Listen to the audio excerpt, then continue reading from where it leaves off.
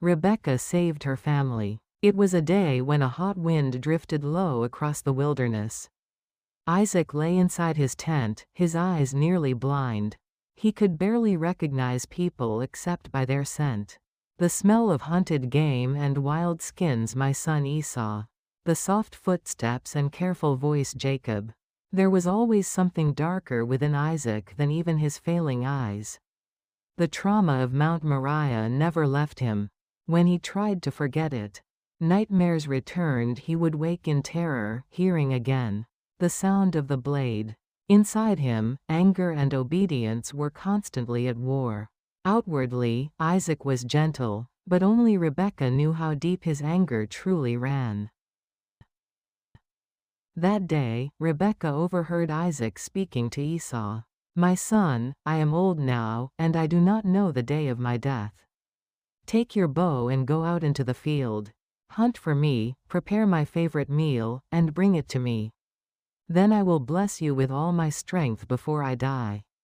Rebekah immediately understood his intention.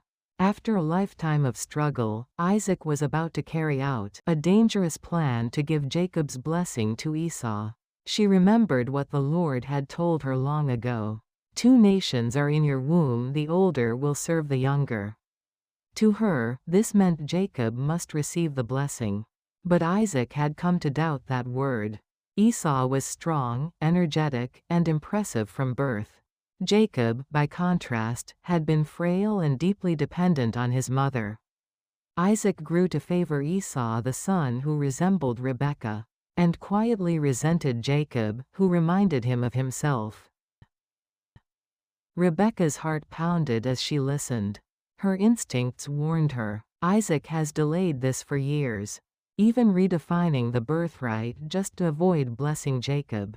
But now he is weak, and Jacob's patience is gone. If Isaac blesses Esau now, everything will collapse. I must act before disaster strikes this family. She called Jacob to her tent. Jacob was now 77 years old, a man of persistence. He had delayed marriage, waiting only for his father's blessing. Rebekah said, "I heard your father speaking to Esau. But the blessing belongs to you. If you follow my instructions, you will receive it." Jacob hesitated. "Esau is hairy, and I have smooth skin. If my father touches me, he will know. I will bring a curse on myself instead of a blessing." Rebekah answered firmly, "Let the curse fall on me. Just do exactly as I say. Go bring me 2 young goats." Jacob obeyed. Rebekah quickly prepared Isaac's favorite meal. She dressed Jacob in Esau's best clothes, and covered his hands and neck with goatskin. Then she handed him the food and coached him carefully. "Say exactly what I tell you." Rebekah knew Isaac well. After 97 years together, she understood his habits. He verified things by touch and smell and often doubted his own senses. Jacob entered. "My father." "Yes, my son. Who are you?" Jacob replied quickly, "I am Esau, your firstborn. I have done as you told me. Please sit up, eat, and bless me with all your strength." But Isaac hesitated. "How did you find it so quickly, my son?" Jacob answered, "The Lord your God gave me success." Still suspicious, Isaac said, "Come closer. Let me touch you." Jacob approached. Isaac touched him. The voice is Jacob's but the hands are Esau's.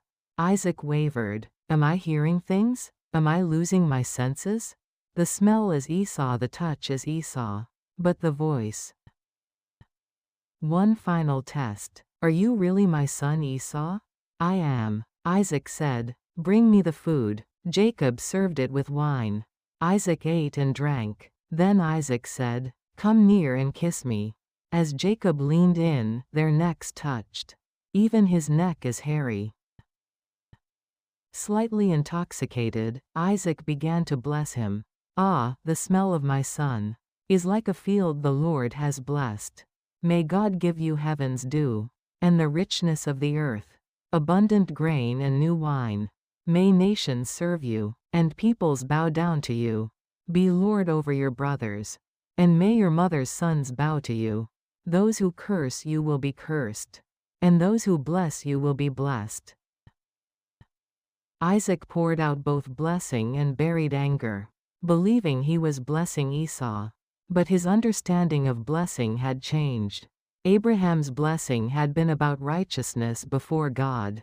Isaac, however, imagined something more political: power, dominance, and kingship.